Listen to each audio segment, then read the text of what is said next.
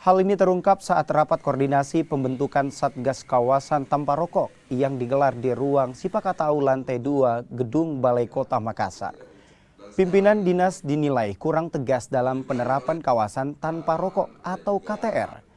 Alhasil, banyak pegawai yang terjaring razia saat Dinas Kesehatan melakukan razia di lingkungan kerja pegawai pemerintah Kota Makassar. SK internal itu belum ada. Karenanya yang kita gunakan selama ini adalah Satgas KTR Kota. Nah, untuk lebih memaksimalkan, jadi harapannya setiap SKPD memiliki Satgas internalnya masing-masing yang untuk bisa memantau pelaksanaan KTR di setiap SKPD masing-masing. Jadi untuk lingkup kota itu memang sudah ada SK-nya, tetapi yang untuk SK setiap SKPD yang ini harapannya kita sudah bisa diterima per tanggal paling lambat tanggal 30 Desember 2022. Mana perda yang sudah kita buat ini bisa betul-betul bisa diimplementasikan karena ini merupakan kewajiban pemerintah ya.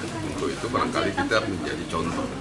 Jadi penerapan kawasan tanpa rokok ini tidak bisa ditawar-tawar lagi dan ini harus menjadi contoh pemerintah di kantor-kantor pemerintah dulu untuk menyiapkan ya memang pada dasarnya tidak ada yang melarang orang merokok ya, karena rokok ini masih legal di Indonesia.